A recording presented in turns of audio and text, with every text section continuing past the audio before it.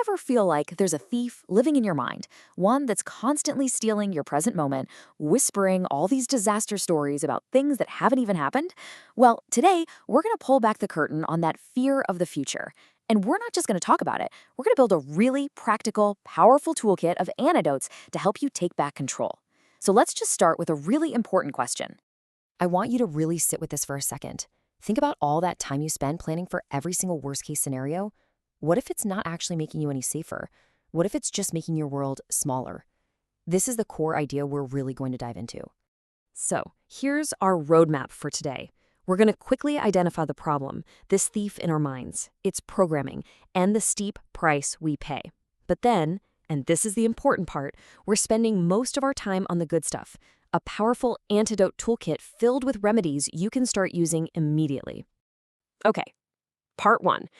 Let's start by giving this thief a proper name. You know the one. It's that voice that just robs you of your own life, one moment at a time, by yanking all your attention into a future that doesn't even exist yet. But how exactly does it do that? Well, it uses this sneaky little mental habit called fortune telling. This is when our brain just automatically jumps to the worst possible conclusion. We don't know how that job interview is going to go, so we just decide, oh, I'm going to bomb it. We don't know if a new relationship will work out, so we start predicting rejection. We become absolutely convinced of a negative future with literally zero proof to back it up. So why are our brains so good at this? Why is this our default setting? Well, it turns out this isn't some bug in the system, it's actually a feature. See, our brains are running on some seriously ancient software, and its number one priority is not your happiness, it's your survival. And this slide illustrates the problem perfectly. That ancient software, it treats a tough conversation with your boss with the exact same alarm bells as a saber-toothed tiger. It equates the fear of public speaking with the threat of actual famine. Your brain is basically using a sledgehammer to crack a nut, and it triggers this full-blown survival response for modern anxieties that aren't actually life-threatening at all.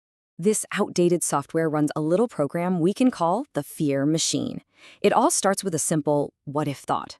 Then your brain directs this high-definition surround sound disaster movie all about it, and that triggers a real physical stress response. Your heart starts pounding, your stomach churns, your brain feels that and goes, see, I told you, there is danger. And that just reinforces the whole loop, making it stronger and faster every single time you run it. Letting this fear machine run wild in the background, well, it comes at a huge cost. The price you pay for tomorrow's worry is charged directly to today's peace of mind. Now, here's where it gets really fascinating. There's this thing called the nocebo effect. Basically, it's the evil twin of the placebo effect. If you constantly worry that you're a terrible leader, you might start to micromanage your team or shut down feedback, which in turn makes your team resent you. You've just fulfilled your own prophecy. Or if you're terrified of being abandoned, you might become so clingy that you accidentally push people away. Our negative expectations can literally create our negative reality. This quote just nails it, doesn't it? This isn't responsible planning. It's just elaborate avoidance. It steals your joy, it steals your power, and it steals the only thing you ever truly have, this present moment, right now. Okay, that's enough time defining the problem. The good news is that for every single move this thief makes, there's a countermove. The antidotes are practical, they're powerful, and they're available to you right now. This is where we open up the toolkit and learn exactly how to fight back. Our first tool is all about decatastrophizing.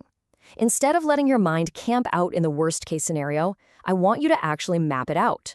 Then, force yourself to imagine the absolute best-case scenario, the most wonderful outcome. Now, find the midpoint between those two extremes. This works because it shatters that mental habit of only fixating on the negative. It forces your brain to consider a wider, more balanced range of possibilities. And you know what? Statistically, that midpoint is almost always the most realistic outcome.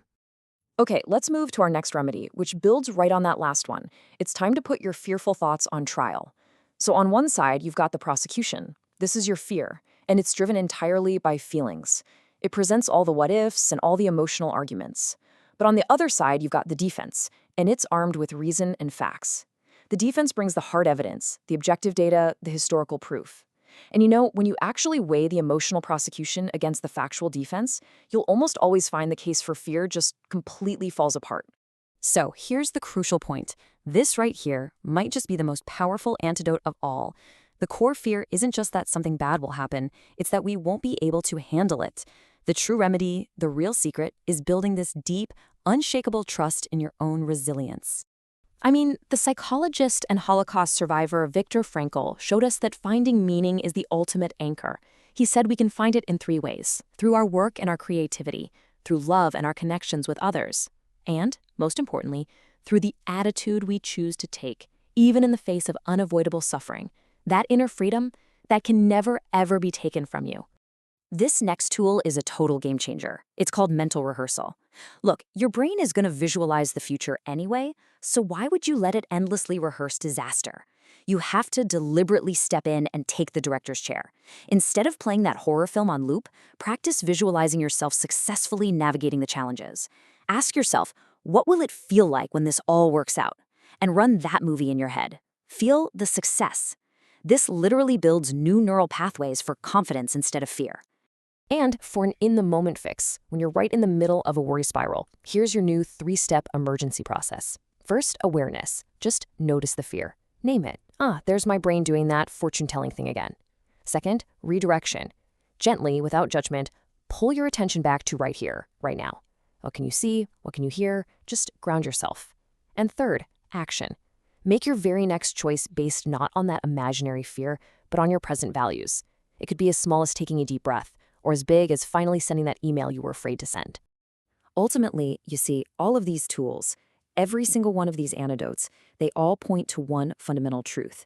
The only place you have any real power to change anything is right here, in this moment. And that brings us to the final question, really. The goal isn't some perfect, predictable, painless future. That's just impossible. The real choice is whether you'll keep rehearsing for a life that doesn't even exist yet, or if you'll choose to show up for the one that actually does. The choice is yours, and you can only make it right now.